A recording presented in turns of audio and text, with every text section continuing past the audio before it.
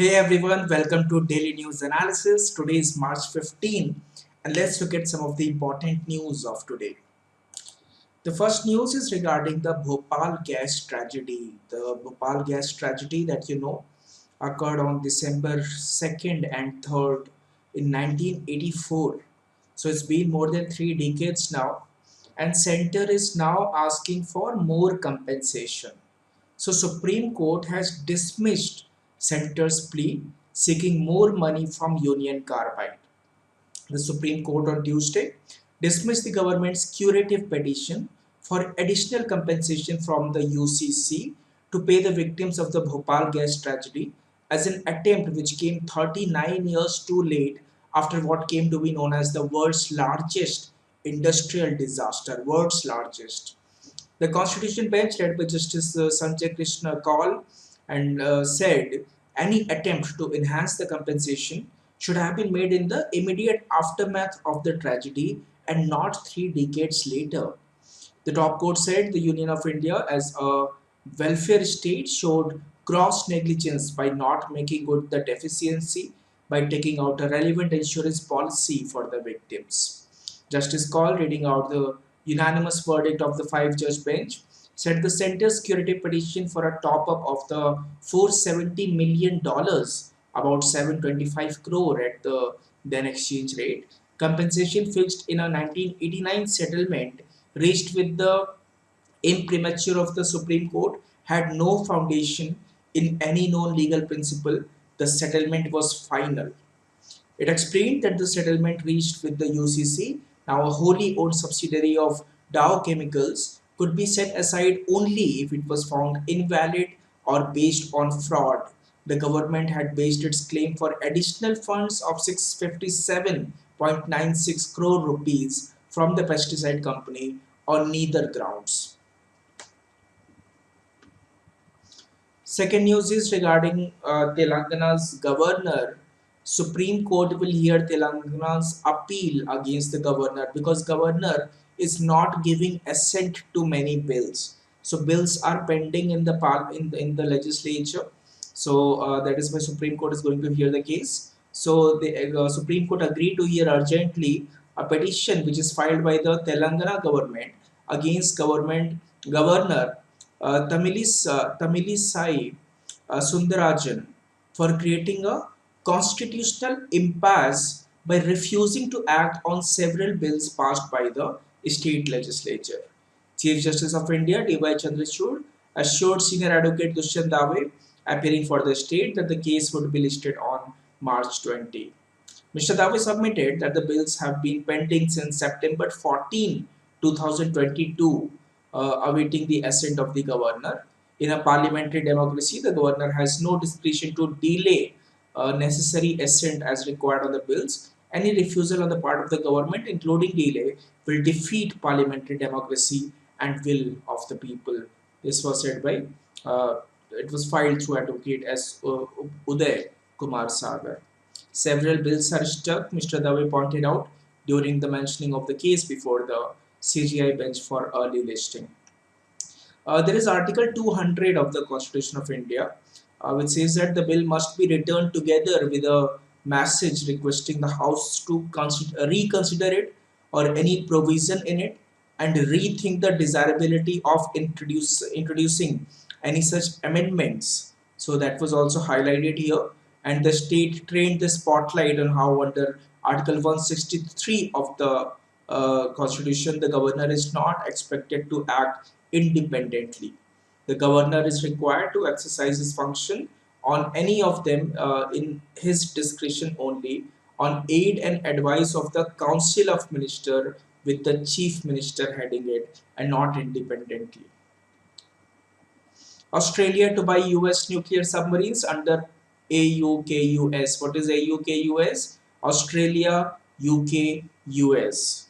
So Anthony Albanese, the Australian minister, he calls it the biggest single investment in Australia's defense capability in all of its history. United Nations nuclear watchdog wants to ensure that there are no proliferation risks from the deal. So Australia has unveiled plans to buy up to 5 US nuclear powered submarines then build a new model with US and British technology under an ambitious plan to bulk up Western muscle across the Asia Pacific in the face of the rising China. OBC panel does not have caste census data, says the government.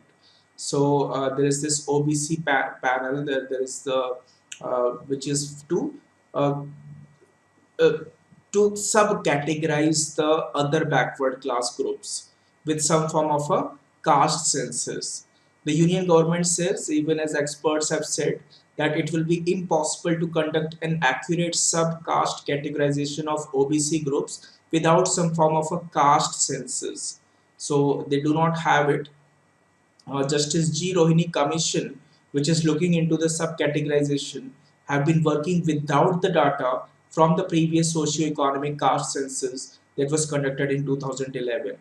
The commission, headed by former Chief Justice of Delhi High Court, Justice G. Rohini, was formed in 2017 by the Social Justice Ministry in a bid to subcategorize nearly 3,000 caste groups that are currently listed as OBCs on the central list. India is first responder in disaster relief, says General Chauhan. So India has emerged as the first responder in humanitarian assistance and disaster relief (HADR) efforts at the global level, said Chief of Defence Staff General Anil Chauhan in his virtual message to a workshop on humanitarian assistance and disaster relief as part of India's chairmanship of Shanghai Cooperation Organization (SCO). The workshop, organized under the aegis of Integrated Defense Staff, was attended by speakers from Kazakhstan, Kyrgyz Republic, Belarus, Mongolia, Pakistan, and China, along with speakers from Russia in virtual mode.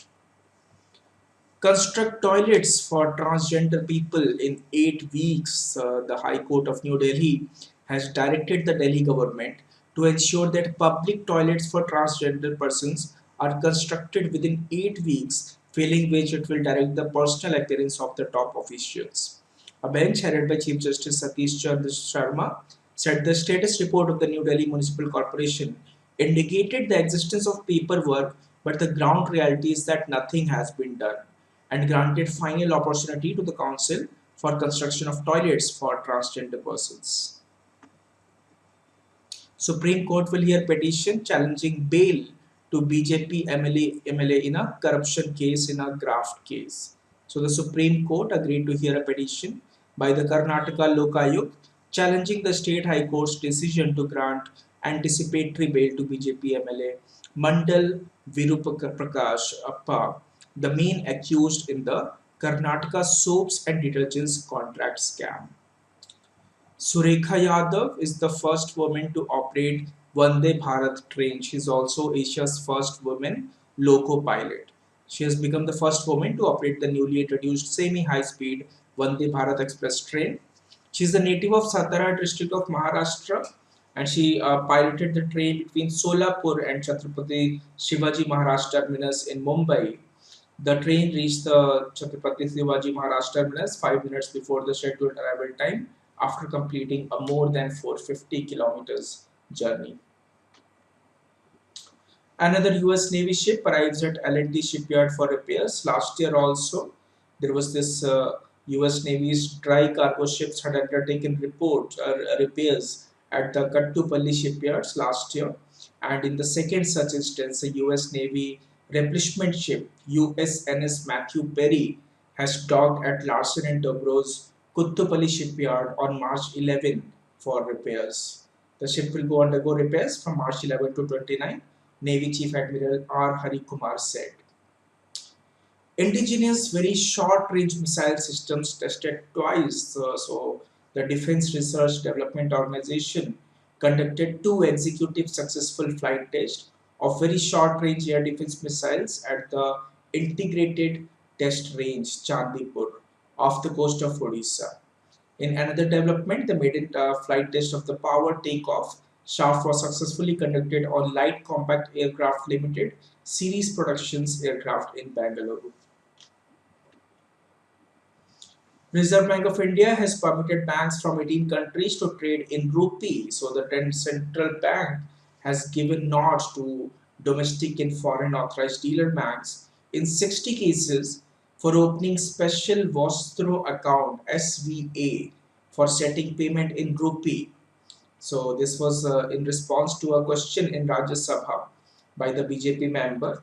So banks from 18 countries have been permitted by the Reserve Bank of India to open special Vostro rupee accounts SVRAs for setting payments in Indian rupees. The government told the Rajya Sabha.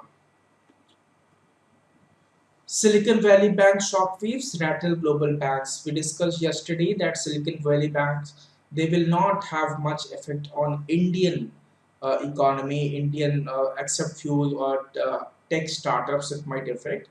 Otherwise, more or less, we will be safe from the shockwaves. However, it has rattled global banks.